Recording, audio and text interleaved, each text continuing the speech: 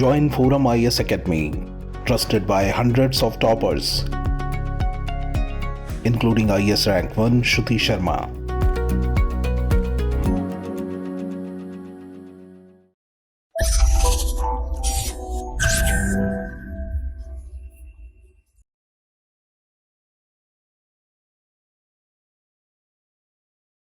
Hello friends, this is Vijay. Welcome to Forum IS Hindu Daily. In our today's news discussion, we will be seeing the topics related to the IndoChina border dispute and about the OPEC cuts. OPEC recently they had announced they are going forward for the supply cuts from the month of May to the year end. Then the third one is about the rare earth deposits. Recently CSIR had found in Anantapur district of Andhra Pradesh. Then the fourth one, it is about the pelicans, spot build pelicans. So the article is all about it. Then the fifth one, it is about the 16th Finance Commission. The government, they had announced by the month of November, they will be formulating the 16th Finance Commission. So that's it, friends. Without any delay, let us dive into the article section. These are the articles we are going to discuss today. This is the Indo-China border dispute. And recently, China renamed some territorial possessions of India. And this is about the OPEC and OPEC Plus supply cuts. Then as I told you, this is recently the CSIR scientists, they had found the rare earth deposits in Anantapur. Then this is about the 16th Finance Commission. Then the last one is about the pelicans. So this is the first article for you. Kindly go through it. Okay. Recently, in the last week, China had brought out a controversial statement in which they actually standardized the 11 places in India's Arunachal Pradesh. So it have rising skirmishes in the political and the military landscape of India. Actually, they renamed the 11 places in India. They all have been locating across the line of actual control in the Arunachal Pradesh. So almost all the places they are locating in these ranges. So 5 places they are locating in the Sela ranges. Sela mountains is strategically significant for India's territorial ambitions. Then the next 6 places it have been dotting in the Arunachal Pradesh region. But this is not the first time. In the past also, twice they had done the same thing. They renaming the territory of India. But what would be the impact? That we should know, right? So on ground actually doesn't going to make any impact. No one going to follow the names what the Mandarin government press release have been insisting, right? But why India is taking it very seriously? Actually, morally, these days the Chinese government, they have been mounting pressure for its land claim by renaming the territories locating in India. So, before getting into the topic, we should know the broad spectrum of the Indo-China border dispute. A territorial dispute, generally, or a border dispute, it is a disagreement between the two or more political entities over the possession or the control of land. So, they are often related to the possession of natural resources such as rivers, then fertile farmlands and mineral or petroleum resources. Okay. So, although the disputes can also be driven by culture, religion and ethnic nationalism, but as I told you, the geographical and strategical factors will be the foremost factor between the two entities. Okay. So the relationship between Indo-China, it can be dated back to more than 2000 years. You might have known we have a shared heritage and shared culture between China and India. At present, India and China are having the fastest growing economies. So the 72-year-old diplomatic relationship between India and China, it was officially established in the year of 1950. And it has marked with multiple territorial disputes throughout the historical time that we have known very well. The total boundary, we actually as India and China, we are sharing about some 3,488 kilometers. The border is generally, it is divided into 3 sectors. Namely, the eastern sector, this is the eastern sector, and this is the central sector. But usually, these days, the military, they had designated the central sector as a eastern sector. Here, they had bifurcated, and these days, this sector, they are calling it as a middle sector, and the Akshaisian region and the Ladakh region will be called as a western sector. Okay. So, there is a slight changes in the map. These days, the army is following.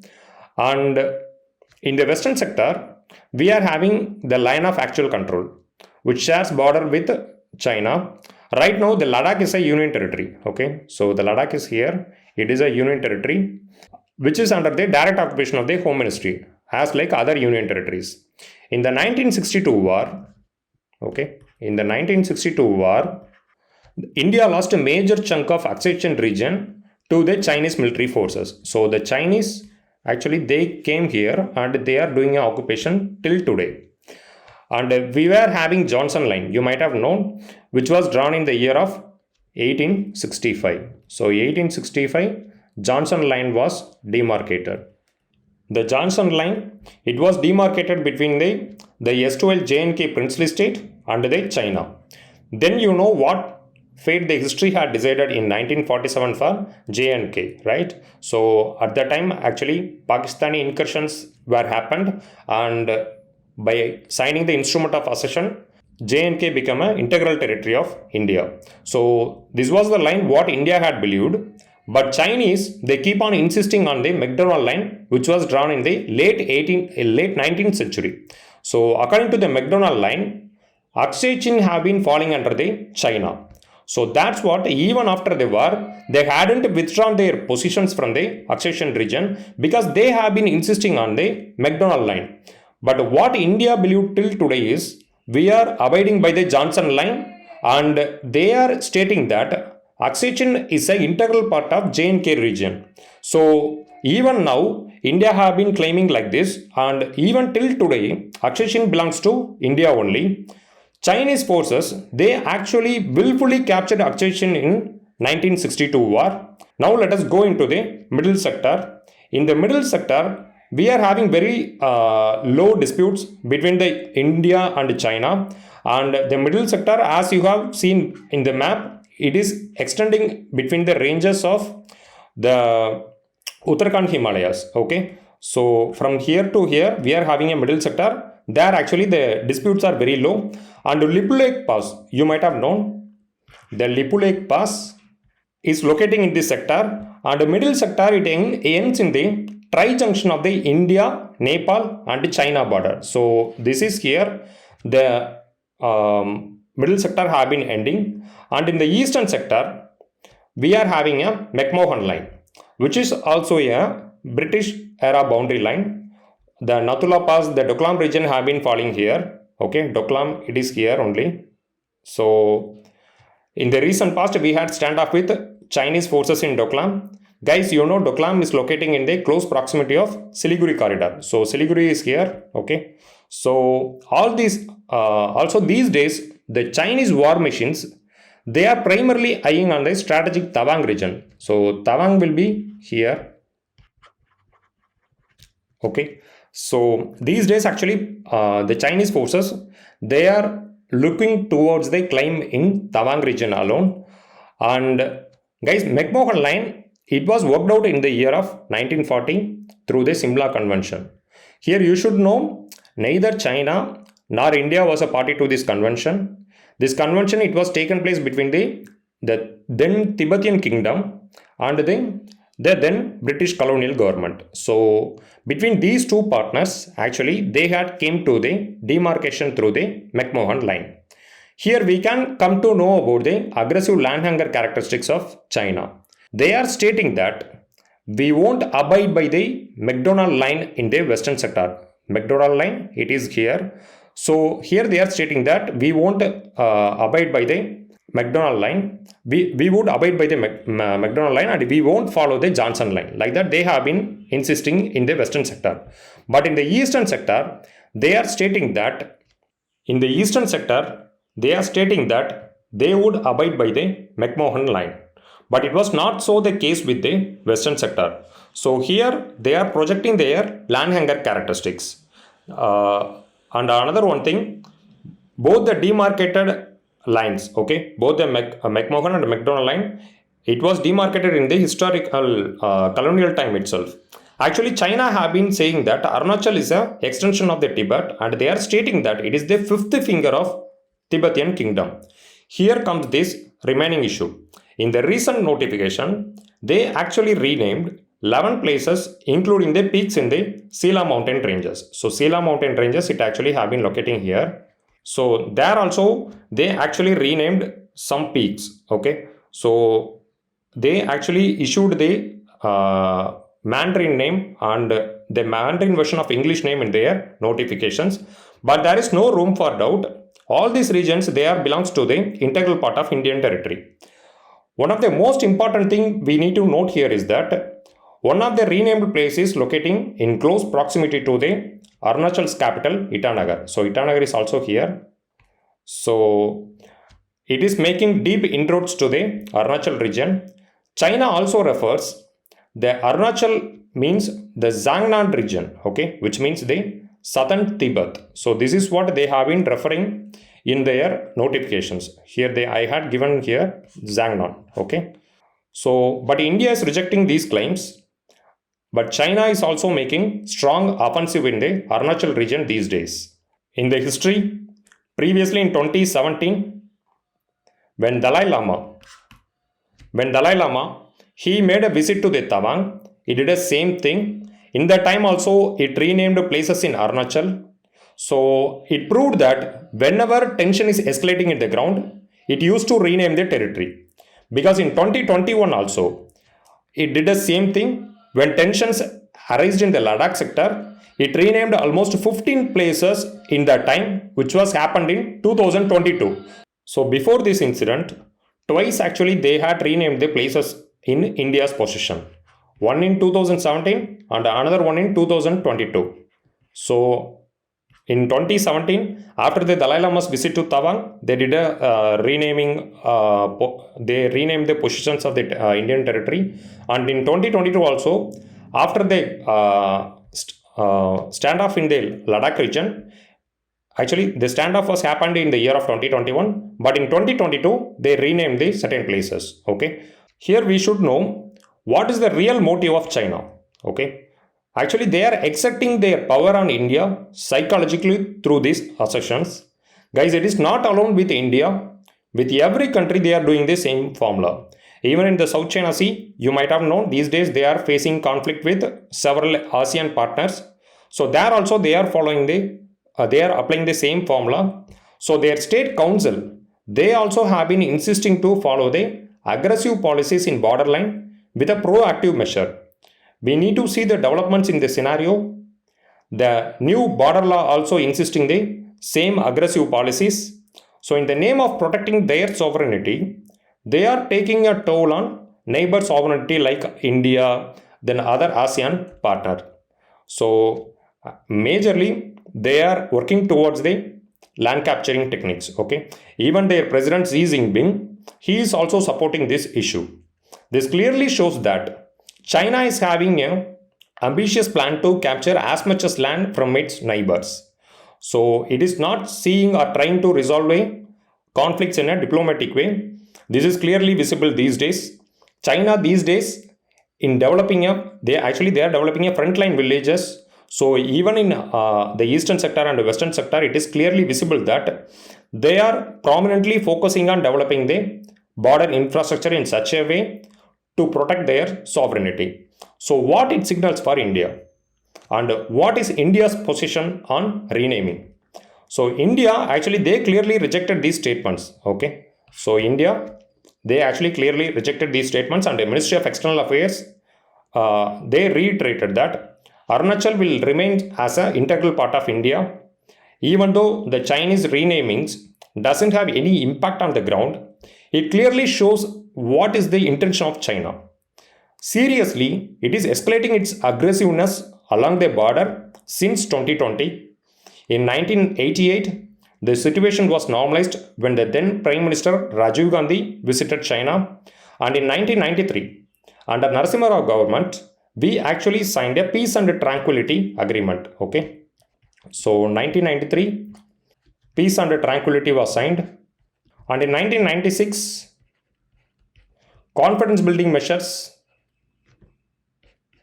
it came into existence. Okay, so these arrangements they actually escalated the tensions all along the border, but since 2020 the situation again started worsening. So what will be the impact on boundary disputes? That we should know, right? So it threatens the normalization of ties between India and China, what we had in the year of 1988. It threatens the peace and tranquility mechanisms what we signed in the year of 1993 and the confidence building measures of 1996. And it is also derailing the special representative mechanism what we operating since 2003. So in these mechanisms alone, the China, they came up with resolving the issues in a political way. In 1980, way back in 1980, the then Chinese government under Deng Xiaoping, he came up for tacit exchange of accession. If through which actually what he had insisted is, if India give up claims in accession region means Chinese will give up claims in Arunachal. So actually they came up for exchange offer. But now what they are doing is they are becoming more aggressive and they started to make direct claims not only on accession region but also on the Arunachal regions. So in the future, it is highly predicted that the tensions in the border all along the LAC is going to get escalate. So with this note, friends, let us move on to the next slide. Kindly go through the article.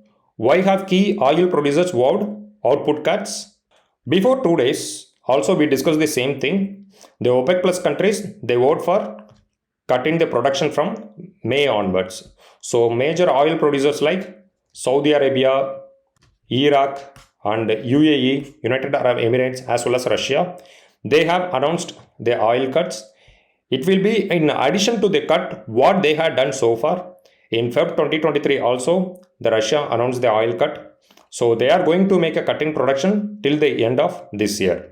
So if oil supply is getting reduced means the demand will soar, automatically the prices of the oil will also escalate. Guys, actually the cut in production will also impact India. Let us discuss the issue very briefly. In this context, we should know about two organizations. One is OPEC and another one is OPEC Plus. These are the two organizations are behind the oil cuts. Day before yesterday we have seen about it, but today also we will discuss it in very brief. Now let us discuss what they are doing and why they are doing like this. This OPEC and OPEC Plus, they are actually working like a cartel. Collectively, they are coming towards fixing the oil prices and they are fetching the geopolitical interest and geo-economical interest through these pricing arrangements. For Russia, their war machines, you all well known, since last February, they are engaging in war with Ukraine. They want dollars and other resources for fueling the war. Similarly, each member of OPEC is also looking to build its coffers. Therefore, these all countries, to protect their profit margins, they are working out a supply cut agreement. Here, they are artificially streamlining the supply of oil. So that's how they are going to fetch huge profit margins. Usually the pricing will be determined by OPEC members. These days, additional 10 countries, they came together and they are forming as a OPEC Plus organizations. So these OPEC Plus organization, it was recently formed in the year of 2012. Why are OPEC countries are cutting the crude oil? That we should know, right? So what they are stating is, this is the measure to support the stability of oil supply, but it is bogus. We all well known. Their prime motive is fetching the profits. As we discussed, it is a geopolitical and geo-economic interest, because for Russia, they are waging the war against the Ukraine. So they are having certain geopolitical interest over these pricing arrangements. And the remaining countries like Saudi Arabia and Iraq, UAE, they are having geo-economic interest. So they need to build their coffers. And in these days, we all well known, most of the banks and not most of the banks, most of the banks which are collapsing, they are belongs to United States, right? The Silicon Valley Bank failure, we all well known. Then after that, almost two banks, they attained the bankrupt stage. So a lot of banks are collapsing in the US, and the layoff and job cuts are also soaring. So in economy, in the global economy, there is a very poor demand. So this is also one of the reasons like that they have been stating.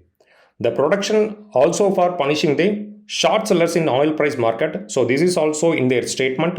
In financial market, guys, For short-term profit margins, some guys actually they will purchase the stocks and they will do a short selling. Okay, so actually through these pricing arrangements, they stated that they are going to punish these short sellers. According to the World Economic Outlook also, India is critically dependent on oil. Almost 85% of the imports, 85% of the oil resources we are taking towards the imports, and only 15% of our demand have been satisfied by the internal sources. So here is the cuts what they are doing. Are the output cuts significant? As per the latest voluntary production adjustment, Saudi Arabia they are going to cut 5 lakh barrels per day. Iraq they will be cutting nearly 2 lakh barrels, and UAE it is about the 1.5 lakh barrels, and for Kazakh and Algeria respectively 78 and 48,000 barrels they are going to do a cut, and in Kuwait they are going for almost 1,28,000 barrels, and respectively for Oman and Gabon 40,000 and 8,000 barrels a day. So this is how they cut what they are going to do since the starting of May to the end of 2023.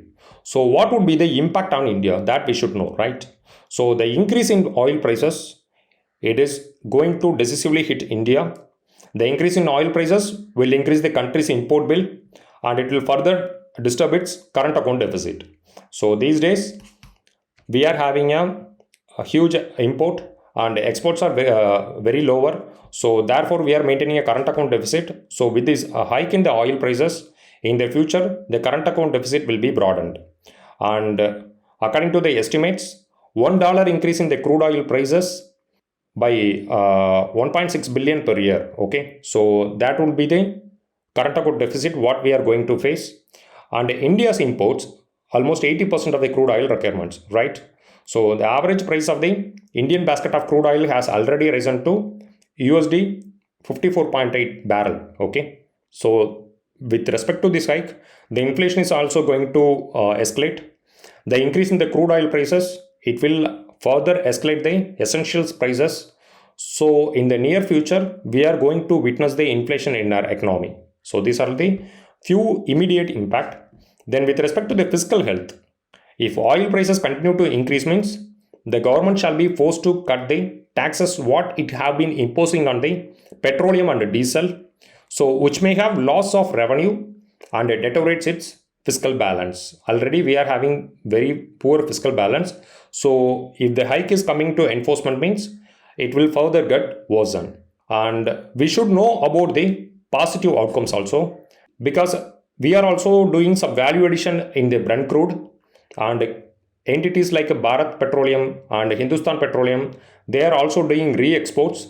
So with respect to this price hike, they will also fetching huge margins in the international export market for their products.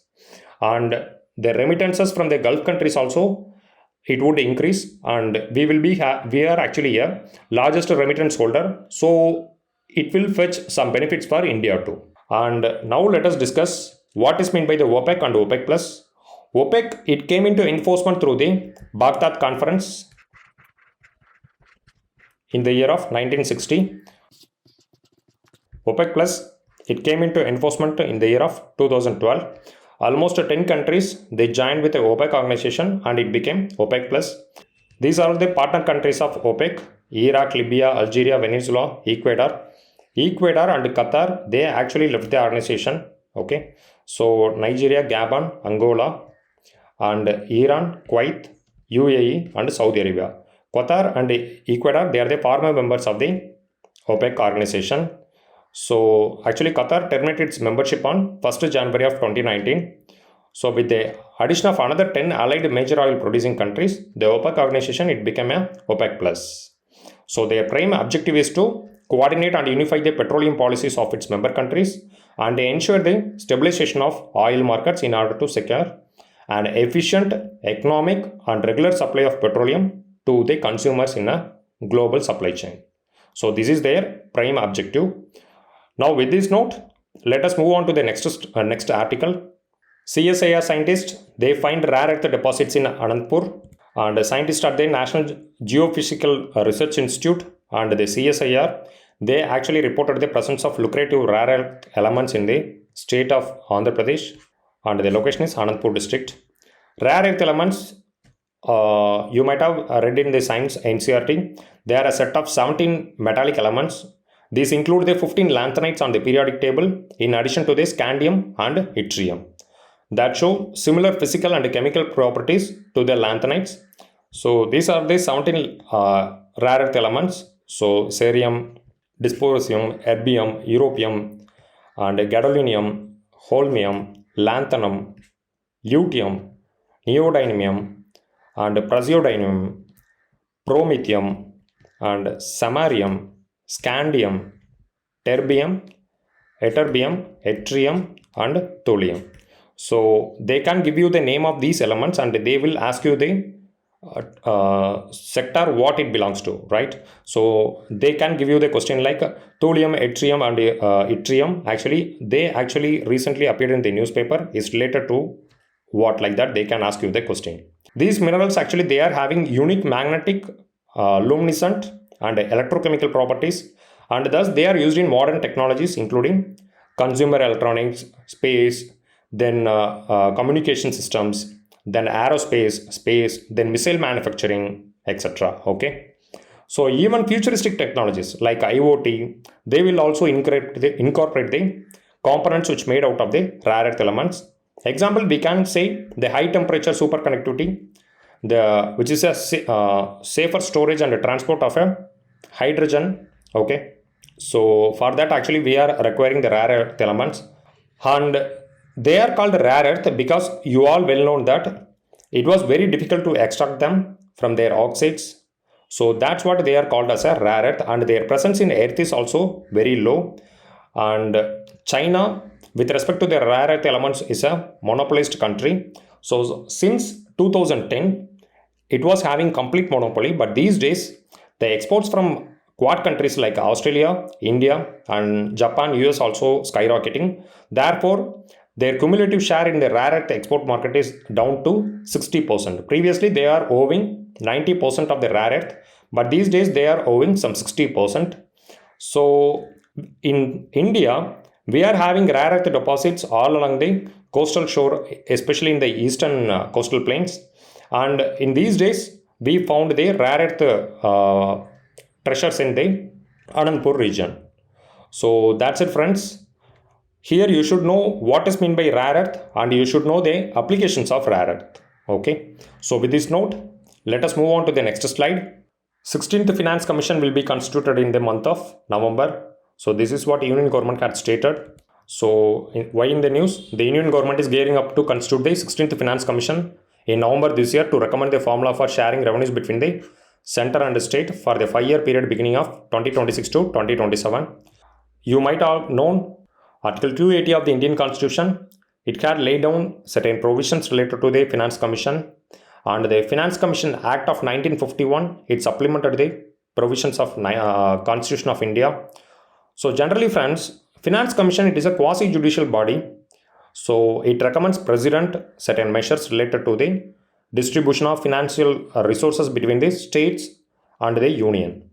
Guys, here you should know about the quasi-judicial bodies, because it is very important. In India, we are having several quasi-judicial bodies like Election Commission of India and the National Green Tribunal, then Central Information Commissions, then Lok Adalat. So they can ask you a question in this part. So be thorough in it. And let us come to the topic about the Finance Commission. Let us take one example. Here one question arises. Okay, what percent of the net proceeds of the income tax it should be shared between the state and the union? So here the answer will be decided by the Finance Commission, and they will be following certain parameters. So according to the parameters, they will be deciding the proportional share between the union and the states, and among the states also they will apply certain rules and provisions. So President, he usually constitutes the Finance Commission every year, or at such time he considers necessary. The Constitution also authorizes the Parliament to determine the qualification of the members of the Commission, and Parliament is also authorized to determine the manner in which they should be selected. Okay, so here the parliament is having the sole power to determine the manner in which the finance commission should be elected. Therefore, the parliament, they prescribed that the appointment of the chairman and other members of the commission shall be done by the president only. Moreover, the members of the finance commission are eligible for reappointment. So this is a very key important point you should know. I once again repeat this. The members of the finance commission, they are eligible for reappointment. Okay, and here is the brief description I had given to you. And actually you should know about the constituent of the finance commission, right? So in the constituent, the chairman plus 4 members we are having. So the chairman of the finance commission, he must be having some experience in public affairs. The other 4 members, they can be a high court judge or one qualified to be a high court judge. Okay, or he might have been having some special knowledge in finance and accounts, then financial matters and administration, or he can also have some knowledge in the field of economics. Okay, so from these domains they will handpick some 4 members, and these 4 members, they are also eligible for reappointment. And here we should know what is the duty of the commission. Guys, the duty of the commission is to make recommendations as to the president regarding the distribution of the net proceeds. Okay, the distribution of the net proceeds of the taxes to be shared between the center and the states, and the allocation between the states of the respective shares of the such proceeds. Let us take income tax, 100 rupees we are having. So the finance commission, they are stating that 60 is to 40. So the 60, it will go to the states, and 40, it will go to the union. And within the 60, they will also make provisions for the proceeds for each and every state. Okay. Then the second principle, the principle that should govern the grants in aid to the states by the center. So actually, the rules what they are formatting, it also governs the grants in aid to the states by the center. Here, the revenue will be flowing to the states from the center alone, and it will be out of the consolidated fund of India. And the grants in aid, it will also, it won't take any toll on the public accounts or on the contingency fund. It will take a toll on the consolidated fund of India alone. And the next one, the measures needed to augment the consolidated fund of a state to supplement the resource of the panchayats and the municipalities. You all well know, the panchayats and the municipalities, they came into the existence through the 73rd and 74th amendment. Okay, so through this amendment, it came into existence, and it have been ensuring the grassroots level democracy. So for the proper functioning of these institutions, the finance commission, they will made certain regulations, and from the state coffers, the resources to these panchayats and municipalities will be allocated according to the rules formulated by the finance commission. And the last one, any other matter referred to it by the president in the interest of sound finance. Suppose if any recession, if it is coming, means he can ask the opinion of the finance commission to tackle the situations. Okay, so like that, president can issue any interest to the finance commission to get some inputs from them. Okay, for better handling of the situations, he can ask certain inputs from them. So these are the few things you should know. Now let us dive into the next article. This article is about the wetlands and the pelicans. So wetlands, you might have known, these are the areas where water is in the saturating stage, and it is a primary factor controlling the environment and the associated plant and animal life. Guys, you all might have known about the wetlands. They are the areas where the water will be in a saturating stage, and it will act as a primary controlling factor in the environment, and it will be having some lushing life, like a variety of birds and animals will be habitating those regions, right? So they also provide some ecosystem functions, like filtering the water and filtering the sediments from the water. Like that, they will be doing certain ecosystem functions also. And we all well know that the wetlands are highly productive ecosystems that provide world with its nearly 2/3 of its fish harvest, and they are also playing an integral role in the ecology of watershed. the combination of the shallow water, then high level of nutrients is very ideal for the development of several organisms like a variety of fish, amphibians, shellfish and insects also. Okay, so wetland microbes, okay, they are having plenty of microbes. They are having several plants, wildlife, they're all as a part of global cycles. Okay, they are actually working in the transferring of nutrients from one domain to another. And wetlands these days, they are very important to store the excess carbon what we are having in our climate and the related ecosystem. Okay, and wetlands, they are also functioning as a natural barriers that you might have known. In the 2004 tsunami, the wetlands what we are having in the Andaman and Nicobar region, they protected the shore from the tsunami waves. Okay, so they are also acting as a treasure for the good water resources, and they are also storing excess carbons. So these days we need to protect those wetlands from the. Guys, in this article we will be discussing about the spot-billed pelicans and the wetlands. You all well know the wetlands are the areas where water is the primary factor, they controlling the environment and the associated plant and the animal life. So they occur where the water table is are near the surface of the land or where the land is covered by the water. So they are having various functions. Primarily they are highly productive ecosystems, and almost 2/3 of the fish stocks it came from the wetlands, and they are also playing a vital role in storing the excess carbons from the atmosphere. And these days they are providing habitat for the microbes, wildlife, etc. And for the better functioning of the nutrient cycle like carbon, nitrogen and sulfur, these wetlands are highly important, and they are also acting as a natural barriers. You might have known in the 2004 tsunami, these wetlands in the Andaman and Nicobar region, they acted as a barrier for the tsunami waves. And wetlands, they are very critical for human and the planet life. More than 1 billion people, they depend on them for living purposes, and 40% of the world species, they live and breed in these wetlands. So here is the article. The author discusses about the pelicans. So this is the pelican in the image you can see. So this is the pelican animal. This is the pelican bird, sorry. And these pelicans, actually they are near threatened category in the IUCN list. They are not in the endangered or in the critically endangered list. They are in the near threatened category. But these days they are actually facing enormous risk from the anthropogenic activities. They used to feed on the fish and other wetland organisms, and they also playing a vital role in the ecosystem. Here in the article they discussed about its droppings also, because here they had given the droppings of the pelicans have been using as a fertilizer by the village population, and it also provide some remunerations to the village communities.